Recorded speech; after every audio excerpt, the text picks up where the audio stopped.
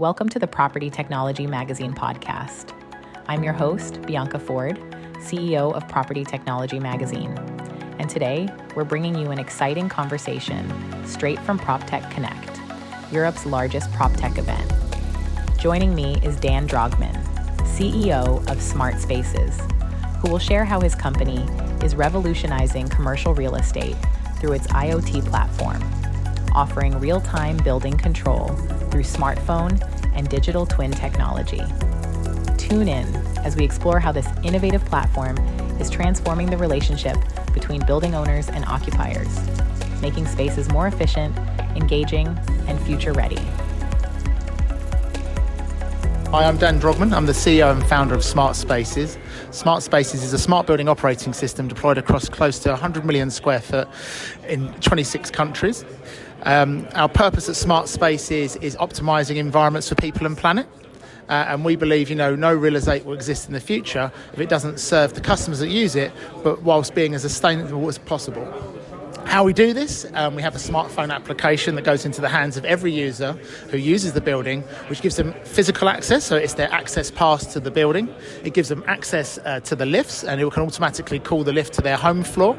It gives them access to control their temperature and lighting at their desk. But even before they find their desk, they can locate that on a plan, and they can choose whether they want to work in the quiet area, the cool area, the warm area, the collab area, and also see what the live occupancy is in those areas, so they can see whether actually to do focus work it's not going to be suitable, and find a suitable space, which then extends into things like prayer rooms, breakout rooms, wellness rooms, and also meeting facilities. So you can book a room in Outlook, and it also books it in our platform, which is really good.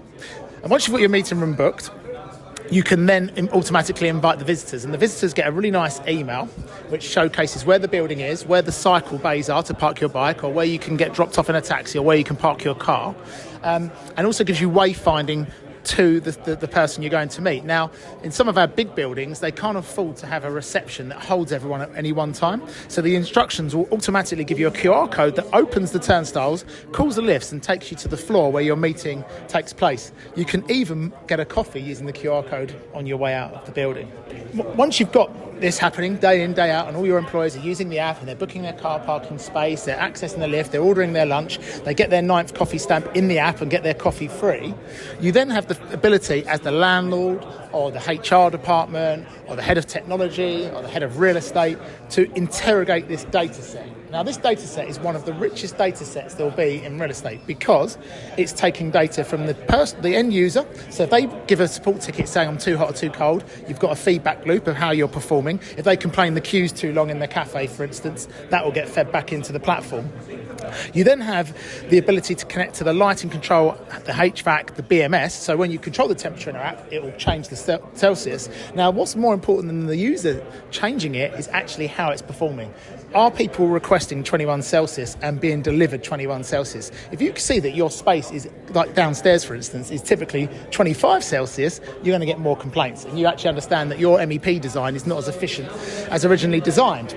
Now, this goes one step further. We have an AI engine with a monitors and actions system, which then looks at all of the data sets, the user data, the building data, and then we'll switch spaces on and off based on the booking patterns. So in one of our skyscrapers, for instance, if there's not critical mass on a particular floor for one of the tenants that has multiple floors, we will move the bookings down to a floor to achieve critical mass and switch the floor that's vacant off. Now I've had our platform deployed for a number of years, the insights we're seeing and the patterns we're seeing across our 100 million square feet is the ability for people to be able to showcase how sustainable their building is. And we all want to employ the future generations, the millennials, your Gen Z, your Gen Alpha. And all of these people are far more conscious on our impact on the planet. And there's not enough jobs in saving the planet, and obviously there's still going to be law firms, there's still going to be finance firms that people want to join, and they need to showcase to you how ethical and how sustainable they are. And so smart building tech for a long time has been hidden in the risers. You've got the risers of all the sophisticated controllers which are saving the energy, but it's not been showcased back to the end user. So the Smart Spaces app features the ability to showcase on boards in reception, even the lift screens that typically are static and don't really show any useful information. We can show all the green initiatives, how much solar has been regenerated from the PV array, how much water has been harvested from the grey water harvesting system. And in the app itself, we can have a leaderboard where you can see how close you are to your nearest neighbour.